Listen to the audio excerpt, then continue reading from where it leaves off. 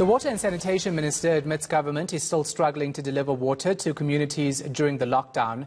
Lindiwe Sisulu promised adequate water supply to areas without running taps.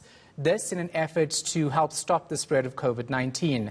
But in a briefing today, the minister says it's been a difficult process and has also raised concern about water tanks being stolen in some areas where they actually do deliver.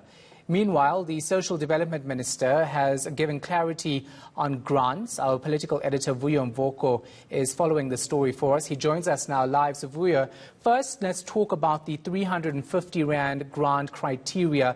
Lots of uncertainty about how that's going to work. Hopefully, more clarity today.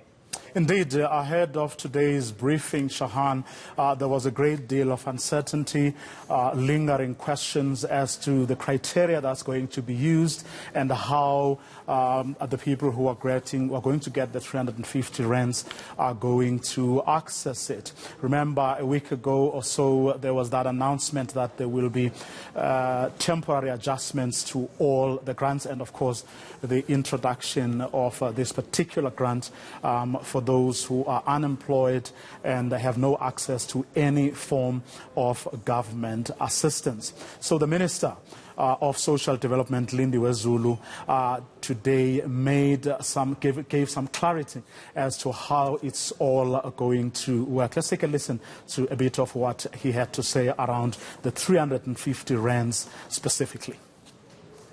The grant will be available to South African citizens, permanent residents or refugees registered on the Home Affairs system who are resident within the borders of the Republic of South Africa, number one.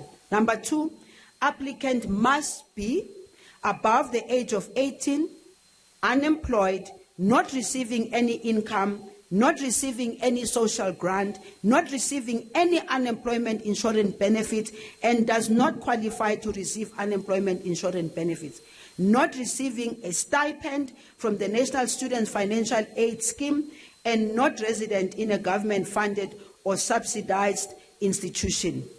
Prospective applicants will need to provide the following compulsory information for processing for their application. 1, identity number, Department of Home Affairs, only provided by the Department of Home Affairs. No other person gives, no other department gives IDs. Name and surname as captured in the ID and initials, gender and disability, banking details, bank name and account, contact detail, cell phone number, proof of residence. So, Vuyo, has government actually made good on its water promise during this lockdown period? Well, the minister did give some numbers, Shahan, saying 16,000 tankers have been dispatched and they get filled up regularly. In fact, tanks, I should say, 16,000 tanks, they get filled up regularly through the use of about 1,200 tankers that actually take water to those tanks.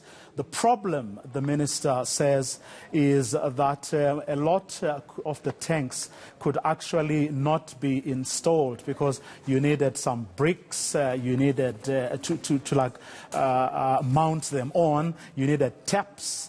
So that people can install the water. So for many areas, that hadn't happened. And a big part of the problem had been that the regulations didn't allow for warehouses to actually be open. That problem has now been dealt with and work has already started, and she hopes that she says it's a matter of time before all communities that didn't have water before do actually get to access the water. Let's take a listen to what she had to say around that particular question. The tanks themselves have to be mounted, and when we rolled out the tanks, we discovered that the restrictions that we had put around COVID shutdown or lockdown cut out a great deal of what we needed to put up the tanks themselves, which are the bricks and the cement and some of the taps. We have now lifted that restriction, and we have asked municipalities to make use of this opportunity. Municipalities have a responsibility of putting up the tanks, to put up the platform, make sure that the tanks themselves are cemented so that nobody can take them away.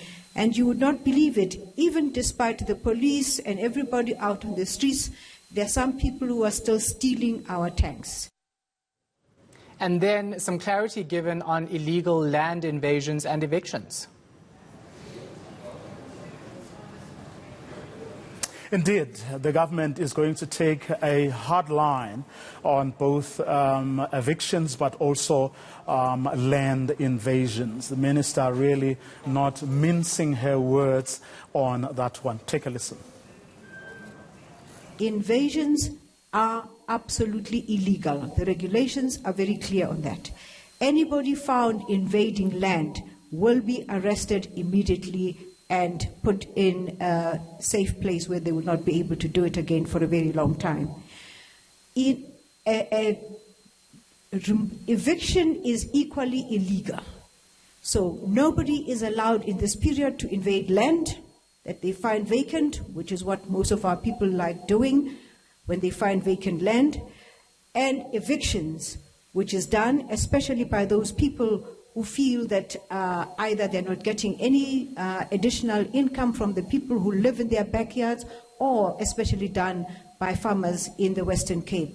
This is completely illegal.